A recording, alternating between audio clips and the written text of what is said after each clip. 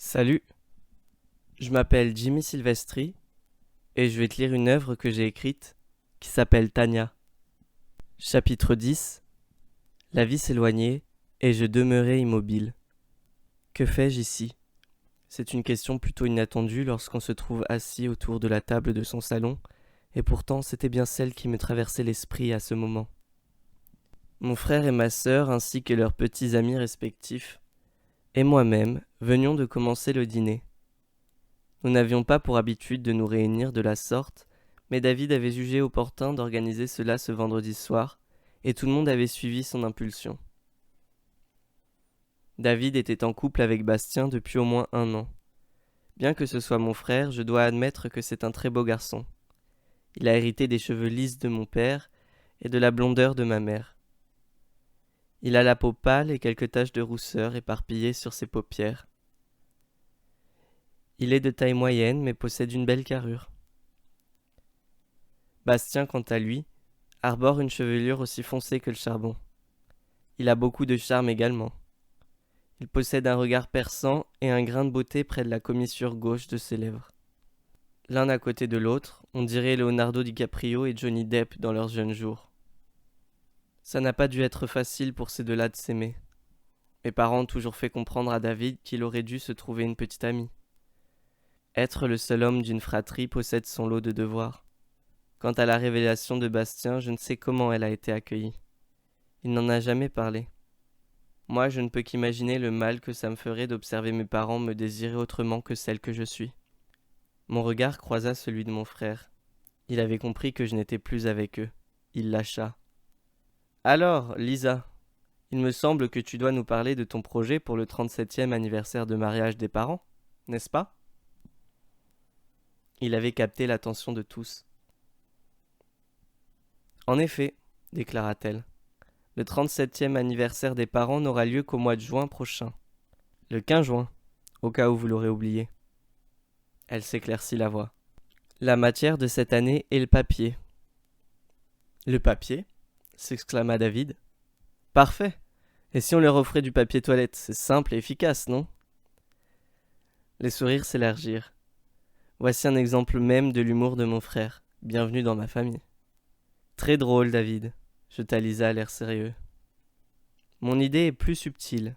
Je pensais à leur offrir un ticket pour une croisière en Méditerranée. Il y eut un silence dans la pièce. Lisa continua.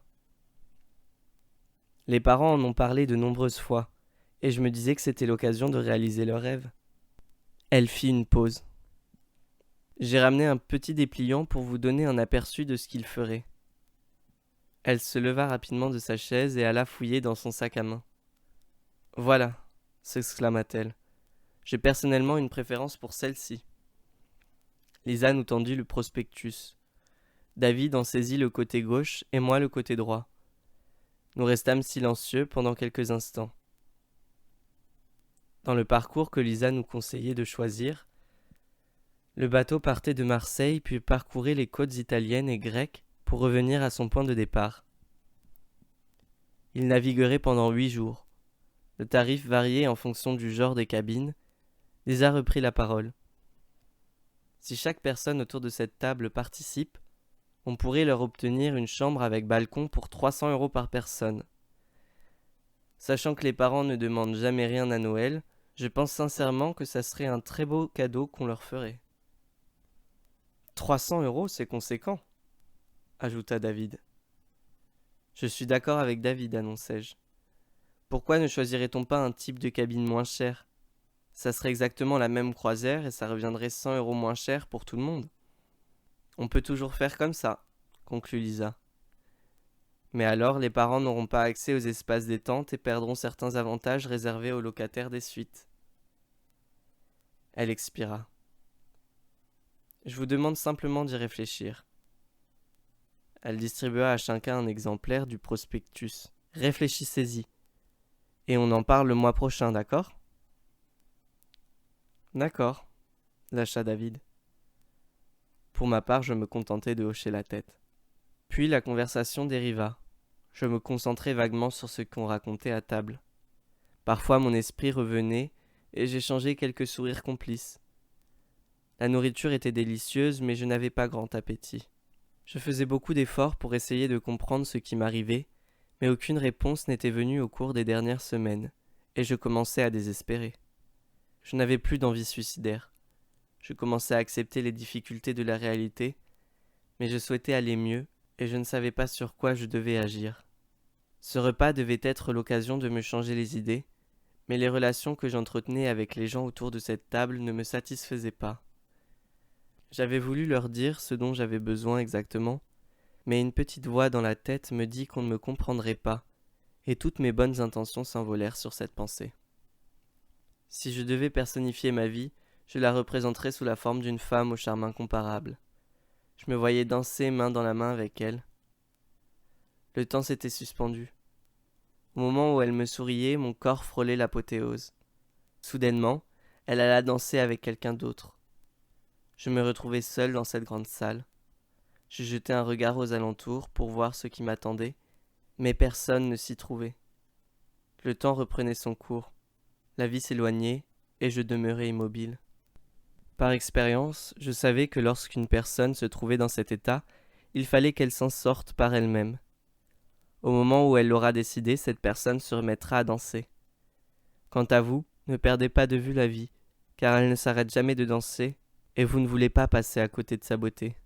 Ça dérange quelqu'un que je mette de la musique ? Demandai-je au milieu de tous. Ils me regardèrent abasourdis par le changement brutal de mon humeur. Personnellement, ça me dérange, répondit David d'un air moqueur. Pendant un instant, sa réponse me fit douter de la justesse de mon action. Je savais que mon frère disait ça pour rire. Néanmoins, ces mots avaient percé très loin dans ma conscience. Je savais que si j'y réfléchissais trop, ces mots laisseraient en moi leurs marques indélébiles. La vie est trop courte pour ne pas céder à ses envies. Ceux qui étaient dérangés par mes choix ne méritaient pas leur place à mes côtés, pensai-je.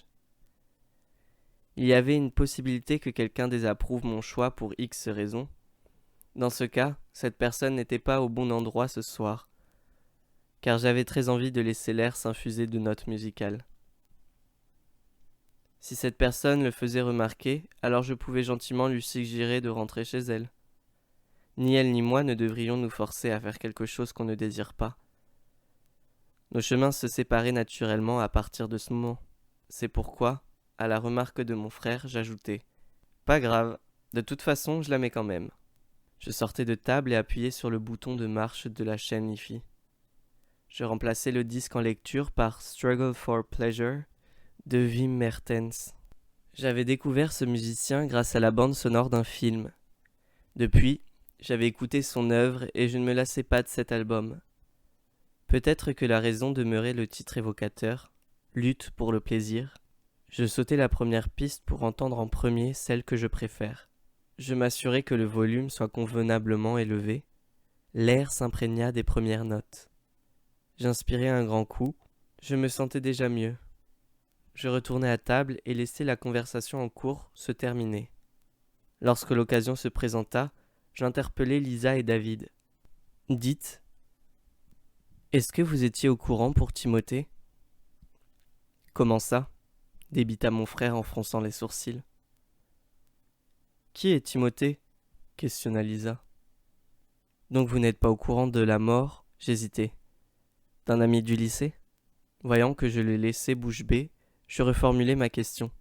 « Les parents ne vous ont jamais parlé d'un accident de la route qui aurait tué un ami du lycée ?»« Bah non, » répliqua David.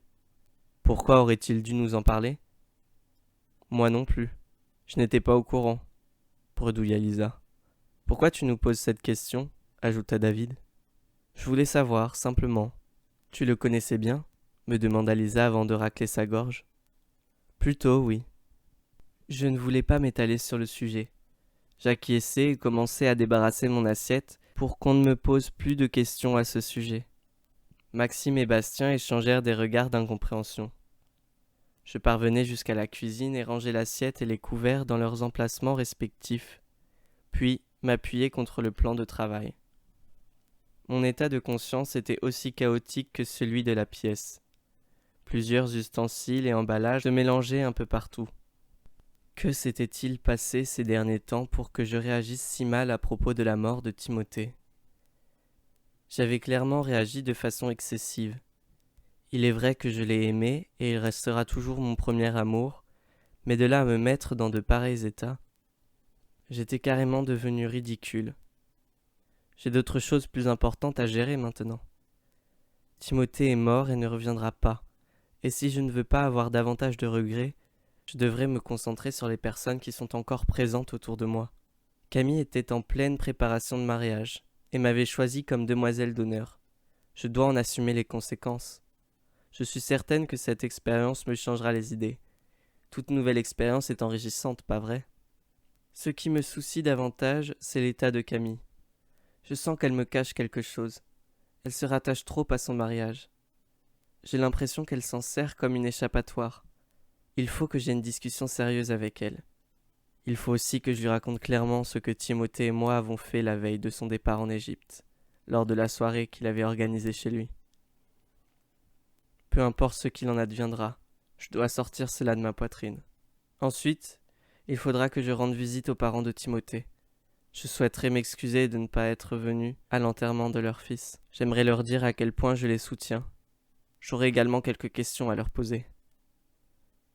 Maintenant que c'est plus clair dans ma tête, allons profiter de la soirée avant qu'elle ne se termine. C'est parti. Voilà, c'est la fin du chapitre 10.